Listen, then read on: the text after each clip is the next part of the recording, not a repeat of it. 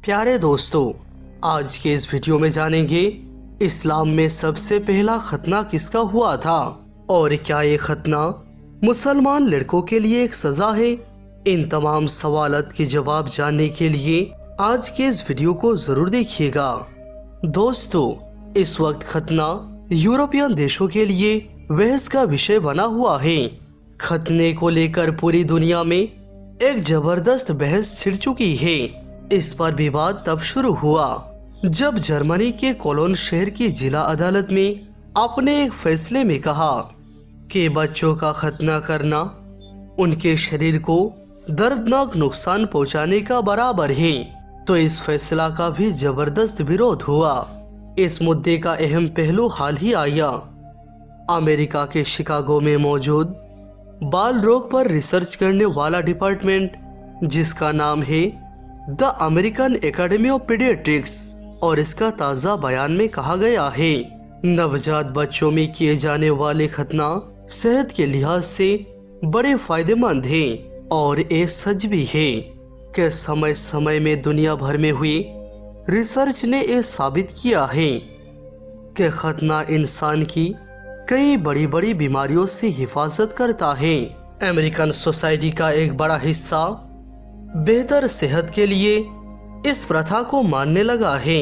National health and nutrition examination service की ओर से America में 1999 से 2004 साल तक कराए गए सर्वे में 80% मर्दों ने अपना खतना करवाया जाना स्वीकार किया।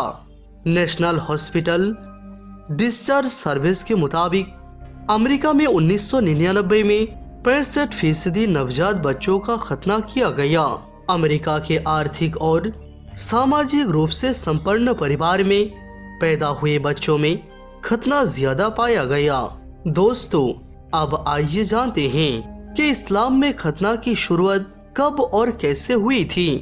दोस्तों, यहूदियों और पादरियों ने एक किस्सा गढ़ रखा है, और सिर्फ यहूदी ही नहीं बल्कि कुछ मुसलमान भी इस मनगढ़ंत और गुमराह करने वाले वाकया पर यकीन रखते हैं और कहते हैं कि हजरत इब्राहिम अलैहिस्सलाम की एक बीवी उनकी दूसरी बीवी से हसद रखती थी, यानी कि वो दूसरे बीवी से जलती थी।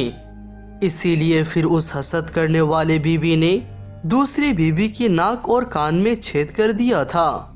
यही वजह है कि लड़कियों के कान और नाक में सुराख करवाकर जेवरात पहनने का रिवाज आम हो गया। फिर कुछ दिनों के बाद में उनके दूसरी बीवी ने धोखे से हजरत इब्राहिम अलैहिस्सलाम का खतना एक शीशी से कर दिया ताकि वो दूसरे बीवी के पास में शर्म की वजह से ना जा सके। उसके बाद मुसलमान लड़कों के लिए खतना आम हो गया।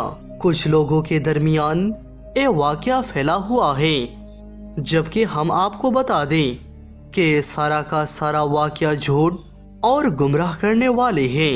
ये वाकया मनगढ़ंत है, कहीं पर भी इसकी कोई दलील नहीं है और ना ही ये वाकया किसी सही किताब में मौजूद है। इन वाकये को गढ़ने का मकसद सिर्फ ये था कि मुसलमानों को इस तरह का दिखाया जाए कि वो एक ऐसे सुन्नत पर अमल कर रहे हैं जिसको धोखे से सजा के तौर पर शुरू किया गया था। जबकि असल बात तो ये है कि जिस तरह से अल्लाह ताला ने हजरत इब्राहिम अलैहिस्सलाम को उनके बेटे हजरत इस्माइल अलैहिस्सलाम को कुर्बान करने की आजमाइश से गुजारा था, उसी तरह से हजरत इब्राहिम अलैहिस्सलाम को एक दिन खतना करने का हुक्म भी अल्लाह ताला ने वही के जरिए भेजा था। सही मुस्लिम शरीफ में मौजूद है कि अल्लाह के प्यारे हबीब सरकार दो आलम सल्लल्लाहु ताला अलैहि वसल्लम ने फरमाया कि हजरत इब्राहिम अलैहिस्सलाम ने अपना खतना खुद से 80 साल की उम्र में किया था। एक और रिवायत के मुताबिक जब हजरत इब्राहिम अलैहिस्सलाम को अल्लाह ताला ने खतना की वही नाजिल फरमाई, तो उस वक्त हजरत इब्राहिम अलैहिस्सलाम खुले मैदान में मौजूद थे, क्योंकि हजरत इब्राहिम अलैहिस्सलाम के बारे में ये बात मशहूर है कि आप अल्लाह के हुक्म की तामील में बहुत जल्दी किया करते थे। यही वजह थी کہ جب حضرت ابراہیم علیہ السلام کو ختنہ کرنے کا حکم اللہ تعالیٰ کی طرف سے نازل ہوا تو اسی وقت آپ علیہ السلام کسی تیز اور دھاردار چیز ڈھونڈنا شروع کر دیے جو کہ ان کو نہ ملی۔ کافی دیر ڈھونڈنے کے بعد آپ کو ایک تیز ٹوٹا ہوا شیشہ ملا، پھر اسی سے آپ علیہ السلام نے اپنے ختنہ کر کے اللہ پاک کی حکم کی تعمیل فرمائی۔ بعض منکرین حدیثوں نے اس حدیث پر بھی اعتراض کیا ہے، جبکہ ان کی حماقت کی دلیلیں ہیں کہ جب ایک انسان اپنے ہی ہاتھوں سے اپنے ہی خودکشی کر سکتا ہے، اپنے ہی ہاتھوں سے اپنے گردن کو کاٹ سکتا ہے، تو پھر کسی شیشے سے یا پھر دھاردار چیز سے خود اپنا ختنہ کرنا کون سی بڑی بات ہے؟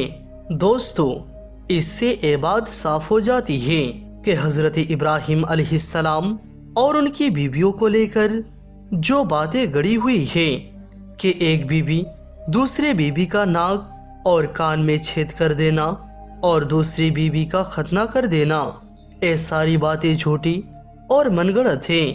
سب سے پہلے اللہ کے حکم پر حضرت ابراہیم علیہ السلام نے اپنا ختنہ خود کیا، اور اس کے بعد آپ علیہ السلام نے اپنے پیارے بیٹے حضرت اسماعیل علیہ السلام کا ختنہ 13 سال کی عمر میں فرمایا تھا۔ ابو ہریرہ رضی اللہ عنہ نے فرمایا، میں نے رسول اللہ صلی اللہ تعالی علیہ وسلم کو فرماتے ہوئے سنا، فطرہ 5 چیزیں ہیں یا 5 چیزیں فطرہ کا حصہ ہیں۔ نمبر 1 ختنہ یعنی ختان، نمبر 2 ناپ کے نیچے کا بال کاٹنا، نمبر 3 مونچھیں صاف کرنا، نمبر 4 ناخن کاٹنا، اور نمبر 5 بغل کی بال اکھاڑنا۔ علامہ عسقلانی لکھتے ہیں کہ سب سے پہلے ختنہ کرنے والے انسان حضرت ابراہیم علیہ السلام ہیں، جنہوں نے خود شیشے سے اللہ تعالیٰ کے حکم سے اپنا ختنہ کیا۔ اس کے بعد 13 سال کی عمر میں آپ نے اپنے پیارے بیٹے حضرت اسماعیل علیہ السلام کا ختنہ کیا تھا۔ اس کے بعد عربوں میں اس سنت ابراہیمی کی طور پر پھیل گیا، یہاں تک کہ جب مکہ شریف میں رسول اللہ صلی اللہ تعالی علیہ وسلم کی آمد ہوئی تو آپ صلی اللہ تعالی علیہ وسلم نے بھی اس سنت پر اپنے امت کو برقرار رکھا اور ختنہ کو اسلام کا ایک اہم حصہ بنا دیا۔ تو دوستو، اس طرح سے دیکھا جائے تو مسلمان مذہب کے لوگ اس احکامات کی تعمیل کرتے ہوئے صدیوں سے اپنے اپنے بچوں کی ختنہ کرتے چلے آ رہے ہیں، لیکن مغربی لوگ صدیوں سے اس پر سوال اٹھاتے آ رہے ہیں، لیکن اب جدید سائنسدان کی تحقیقات آنے کے بعد میں ایسے لوگ بھی ختنہ کی اہمیت کو ماننے پر مجبور ہو گئے ہیں۔ اللہ اکبر۔